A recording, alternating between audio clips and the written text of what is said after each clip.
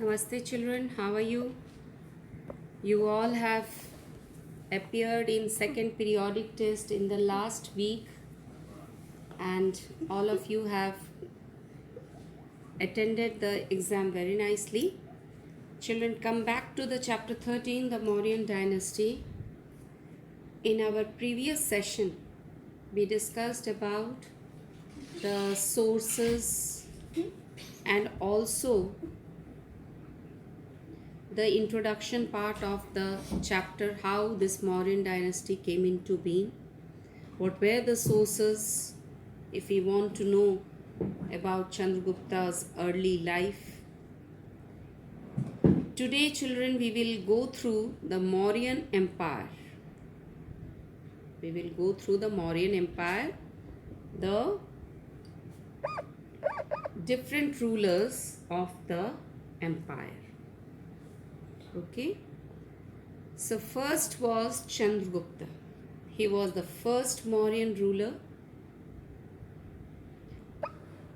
to establish such a great empire. He extended from north to south. If you see the map here, he extended from north and also to the south, and from east to west. You can see this part. This was all been the areas of Mauryan Empire. It also included Afghanistan and Baluchistan, which is now in Pakistan. Chandragupta established his capital at Patliputra. Yes, you can get a question from here that from where did Chandragupta establish his capital? Chanakya was Chandragupta's guru as well as his prime minister. Means he was not only his guru but also his prime minister, who used to look after all the affairs of the administration. That means he used to look after the whole empire and suggested like a guru to Chandragupta. Because due to the help of Chanakya only this Mauryan dynasty came into being. Chanakya wrote Arthashastra. This is also very important. Every time this question comes that who wrote Arthashastra, you will write Chanakya or Kautilya. A famous book on political administration. So this is all about Chandragupta. He was succeeded by Bindusar. Don't get confused children between Bimbisara and Bindusar. Bimbisara was different one. He was a Magad ruler during Mahajanapadas. But Bindusar is one of the ruler of Mauryan Empire. So Bindusara succeeded Chandragupta in 297 BCE, before Common Era, BCE means, and ruled up to 272 BCE. He was a brave king. He protected the empire and developed good relations with the Greece. So that means he not only extended the empire but also he had good relations with the foreign countries, especially the Greeks, because when this empire was set up, from that time only we had a good relations with the Greeks. He died in 272 BCE. After that, Ashoka became the ruler and he occupies a very important position in ancient Indian history. He has played a very pivotal role, very important role in this ancient Indian history. Succeeded his father. So Bindusar was the father of Ashoka.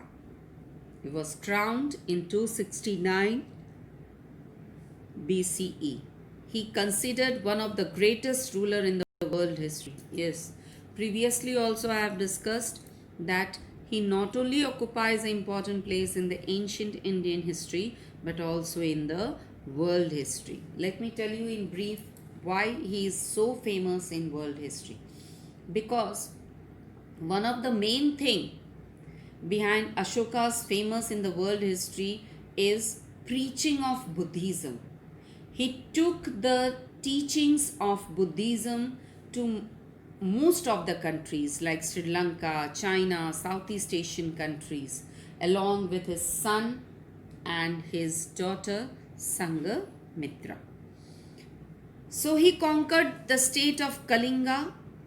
Kalinga, today nowadays we call it modern Odisha, to complete his rule over almost the whole of India.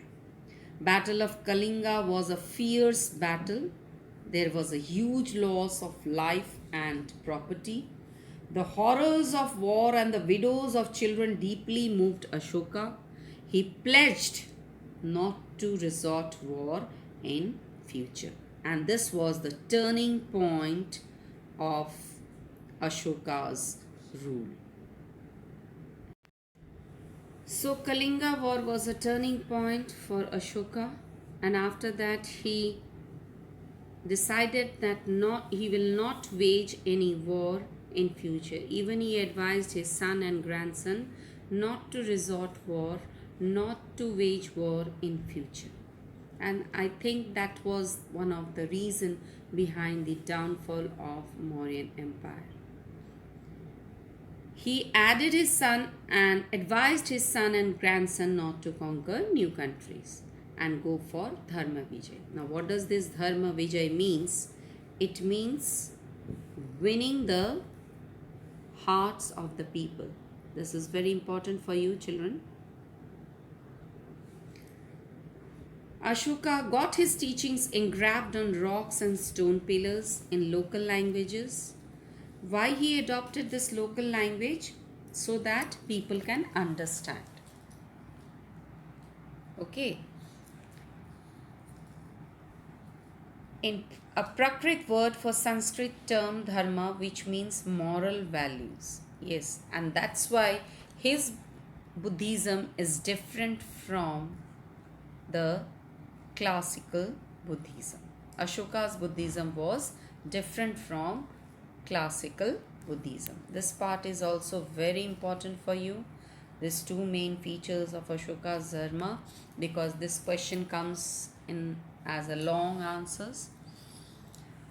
First feature is everybody should serve parents, cares. That means overall we can say that his features of Ashoka's Buddhism only taught moral values. Means not to do harm anyone, even respect the parents, care and love all living creatures, follow and adopt the path of truth, be kind to slaves, servants and workers, respect of all elders, Brahmins, teachers and monks. Monks means sadhu, sant, saints. Follow non-violence.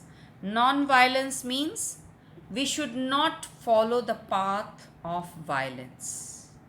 Means we should not harm anyone, not to kill anyone. That is non-violence. Have tolerance means patience and peace. Living human being should be there. So the first feature of Ashoka's Dharma was that we should serve parents, respect the elders, even not to harm any living creatures, adopt the path of truth, be kind to slaves, servants. Means if somebody is working in our house, we should not be harsh towards them. Respect all elders, teachers, monks, follow non-violence, have tolerance, patience and peace.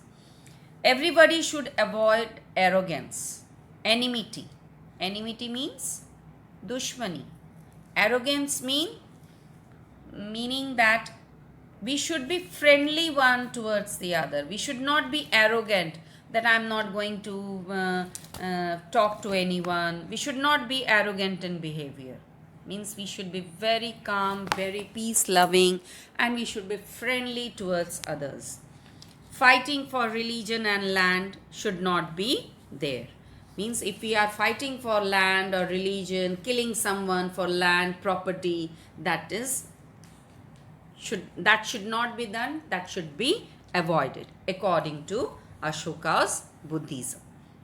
He wanted that his people should live in harmony with each other. He respected and patronized all religions. He asked the people to live in peace, to live in harmony, means have friendly brotherhood feeling. He respected and patronized all religions, means he used to give respect to all the religions. Ashoka's state was really a welfare state. From here also the question comes. This is also very important from long questions, that why Ashoka's state was called a welfare state. Welfare means when you do something good for the people, that is welfare. Always caring for someone, doing good things, that is welfare. He treated his people as a father would treat his children. Like at home, a father cares his children. Same way Ashoka used to treat his children, his people like a children. He gave maximum facilities to the people. Trees were planted on both sides of the roads. Wells were dug. Hospitals for the people were being made. Animals, even hospitals were opened for animals also. Orphanages, that is called Anath Ashram. Orphanages were there who don't have any mother or father, parents, that for them, those children, the orphanages were open. Even old age homes were also been opened for the elderly persons and established during this rule. He appointed Dhamma Mahamata, who went from place to place teaching people about Dharma. As I told you that he used to treat the people to go and ask the people to go for Dharma Vijay. And so he is very popular in the world history for teaching of Dharma, for preaching of Buddhism around the world. That's why he appointed Dharma Mahamata, who used to move from place to place teaching Dhamma. So this is all about the topic, children. So please go through this topic. What important topics you will go through? You will go through the important rulers of the Mauryan Empire, Chandragupta, Bindusar and Ashoka. What thing was the turning point for Ashoka? What did he advise his son and grandson? And what were the main features of Ashoka's Buddhism? As I told you, this two features, especially he taught moral values, and these all two features teach moral values only. Then why Ashoka's state is called a welfare state?